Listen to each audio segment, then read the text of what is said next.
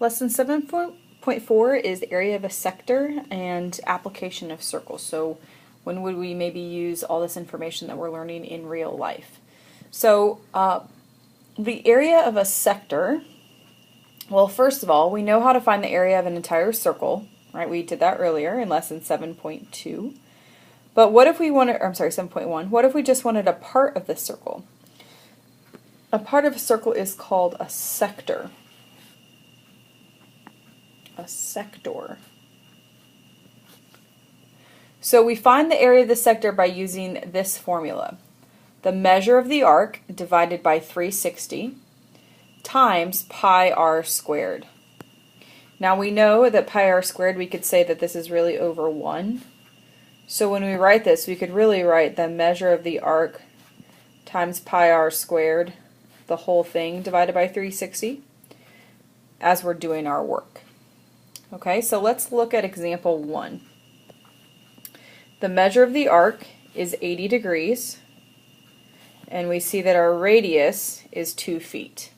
Okay, so the measure of the arc is 80 degrees, so we're going to put 80 over 360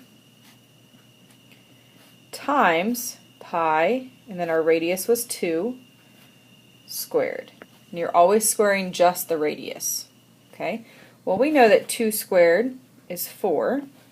The other thing we can take a shortcut on is if over here on our angle measurements, or our arc measurements, if you have a 0 in the numerator and the denominator, you can just knock the zeros out. We're not going to divide 8 by 36. We're not going to do that. We're going to leave it as a fraction. So now it becomes 8 times 4 times pi, because remember we could say that this is over 1, all divided by 36. Okay, so we just took what was over here and put it on the top because it was over 1. So 8 times 4 times pi, in your calculator please use the pi button, not 3.14. So 8 times 4 is 32. 32 times pi gives us 100.53. You don't need to write that down. We're just going to take that number now in our calculator and divide by 36. And we are getting 2.792. And I want you to round to the nearest hundredth. So 2 is not big enough, so it's going to be 2.79. So we know that the area is 2.79, and we're dealing with feet squared, because area is always two-dimensional. So we're going to say feet squared. All right, number 2, set up the same way. We know the shaded region is 276 degrees. That's the measure of the arc. So 276 divided by 360 times pi times 23 squared. Now there are no zeros to knock off, so we're going to leave our fraction as is. 23 squared is 529. I know that this is 529. So I can say 276 times 529 times pi, all divided by 360. So that's a lot to hang in your calculator. So 279 times 529 times pi. I'm getting 463,670 before I divide by 360. But now we're going to go ahead and divide by 360. And I'm getting my area to be 1,287.97. And we have inches, so inches squared. Okay. All right, let's look at a real-life distance problem here as far as the area is concerned. It says find the distance traveled in one back and forth swing by the weight of a 16-inch pendulum that swings through a 70-degree angle. If we wanted to find the distance traveled, we actually would be finding the length, right? Distance and length are the same thing, is this, and that's arc length. But instead, since this is an area problem, we're going to change, instead of the distance traveled, we're going to change that to be the area covered. Find the area that is covered by one full swing of the pendulum. Okay. So it says the pendulum is 16 inches. So that's going to be our radius, is the 16 inches, and our angle is 70. So if our angle is 70, then the measure of our arc is also 70. So our formula says 70 over 360 times pi, and then our radius was 16, r squared.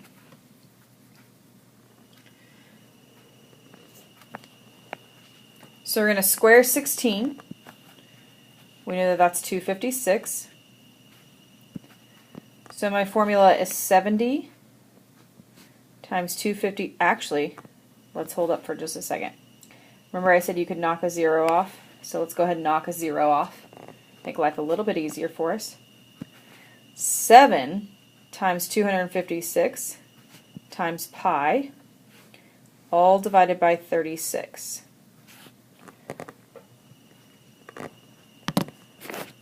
So 7 times 256 times pi. I'm getting like 5,629. Again, you don't need to write that down. You can let your calculator hold it. Divided by 36. And I'm getting 156.38. So because this is a story problem, I would write an answer in word form. The area covered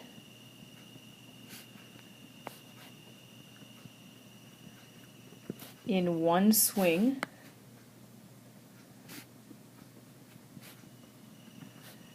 is 156.38 inches squared.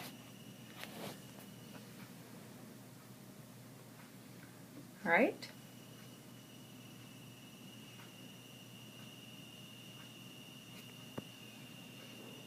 Last example. A section of a sidewalk is a circular section of a radius 1.25 meters and a central angle of 50.6. What is the area of this section of sidewalk? So we know that we have a section of sidewalk here. Okay, that's in a circle. So, and I just drew a sector because if you look at the previous examples, this is kind of what it looks like, a little pizza pie shape. Okay, so I just drew that. It says our radius is 1.25 meters, and our angle, which is the same as the arc, right, is 50.6.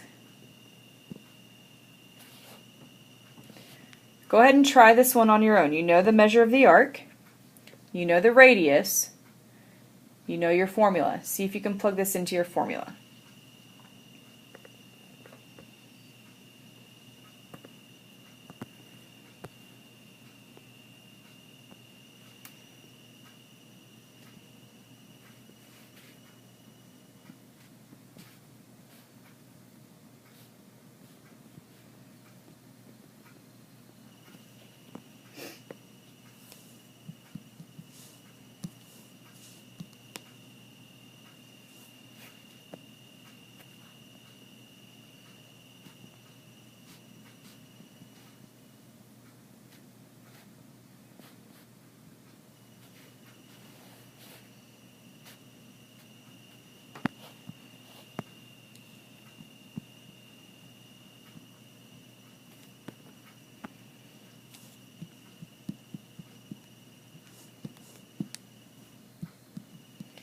I don't know about you, but I'm getting a decimal. That's 0.689. So it's going to be 0.69. Now, if we think about what our problem, does 0.69 meters squared make sense? Well, our radius is only 1.25, right? So it's not like we're dealing with 200. Our radius is only 1.25 meters. So it makes sense is that, and our angle is pretty small too. So it makes sense that we would have a small area. Okay, so I would say the area of the sidewalk sector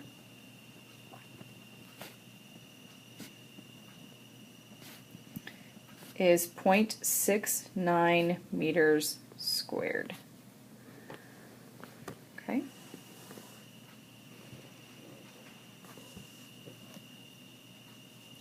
For your homework, you have just 9 problems. If you look on the next page, you're doing homework 45. The first 4 are just basic getting used to the formula, okay? And then the next 5 are some word problems. Now, I will tell you on your homework assignment, or on your quiz, next quiz or test, you do have a word problem that's like one of these 5, okay? So it's make sure that you work on these and ask questions of your classmates or your sub if you don't know what you're doing, okay? Alright, so that's going to be your last homework assignment before your study guide. Once you get done with all of your homeworks in Unit 7, you may begin working on the study guide. And the answer key for your study guide is on the back of, it's the very last page of your packet, okay?